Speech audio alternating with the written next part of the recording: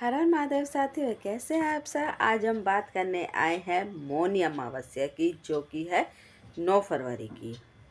9 फरवरी को अमावस्या जो हमारी शुरू हो रही है, अमावस्या का जो समय शुरू हो रहा है वो है सुबह 8:02 से लेकर 10 फरवरी को सुबह 4:26 तक रहेगी। ठीक है। वैसे तो सूर्य उदय के बाद हमारी ये अमावस्या शुरू हो रही है, लेकिन उदया तिथि के हिसाब से देखा जाए तो 10 फरवरी को सुबह 4:26 पर अमावस्या का समय समाप्त हो जाएगा। तो सूर्य उदय होने से पहले ही हमारी अमावस्या समाप्त हो रही है। तो इसीलिए मौनी अमावस्या हमारी 9 फरवरी को मनाई जाएगी। 8:02 के बाद हमारी अमावस्या शुरू हो जाएगी। ठीक है, समय क्लियर हो गया। अब हम बात करते हैं मौनी अमावस्या की। जो मौनी अमावस्या कहते हैं, ऐसा सुनने में आया है कि इस दिन महाराज मनु का जन्म हुआ था, इसलिए इसको मौनी अमावस्या कहा जाता है। और माघ मास में आने वाली अमावस्या को मौनी अमावस्या कहते हैं। ठीक है। और इस दिन, जैसा कि हमें नाम से ही समझ में आ रहा है, मौनी मौनी यानी कि मौन, थोड़ी देर मौन ज़रूर रहिएगा। इस दिन मौन रहने का अलग ही महत्व है। यह अमावस्या महत्वपूर्ण होती है क्योंकि इस अमावस्या में थोड़ी देर के लिए, या आप पूरे दिन के लिए मौन तो हम कोई नहीं रह सकता, फिर भी थोड़ी देर के लिए मौन ज़रूर रहिएगा इसमें। और माघ मास में आने वाली जो भी अमावस्या होती है, इसमें हमें तिल का ज़रूर उपयोग करना चाहिए और तिल का हमें दान करना चाहिए। चाहे सफ़ेद तिल का कीजिए, काले तिल का कीजिए, पर तिल का ज़रूर कीजिए क्योंकि माघ मास में तिल का बहुत ही ज़्यादा महत्व होता है। सूर्य को अर्घ्य दे सकते हैं हम काले तिल डाल के। काले तिल जल में डाल के हम स्नान कर सकते हैं। अगर आपके पास कहीं नदी सरोवर है तो उसमें आप स्नान कर सकते हैं। नहीं है तो अपना घर में गंगा जल डालिए, उसमें थोड़े से तिल डाल दीजिए और अपना स्नान कीजिए। ठीक है। और तिल का प्रयोग ज़रूर कीजिए।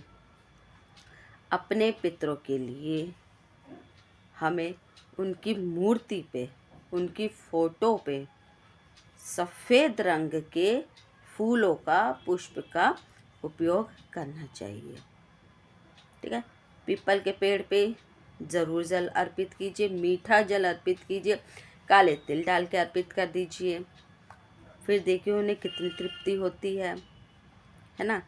जितना हो सके सफ़ेद रंग की मिठाइयों का भोग लगाइए, खीर पूड़ी का भोग लगाइए। ये तो सब नॉर्मल है, ये तो आप सब करते ही होंगे। अगर आप मेरी वीडियोस को देखते हैं, मेरी वीडियोस को पसंद करते हैं, तो यह बात आपको ज़रूर पता होगी कि हमें अमावस्या पर, हर अमावस्या पर क्या क्या करते हैं।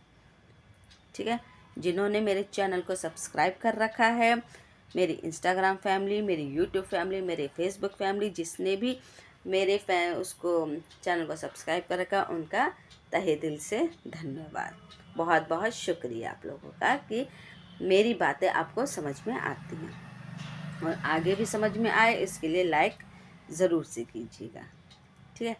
अच्छा, और अमावस्या के दिन सबको पता है, पीपल के पेड़ पे रात्रि के समय दक्षिण मुखी में 4 मुखी दीवा लगाते हैं।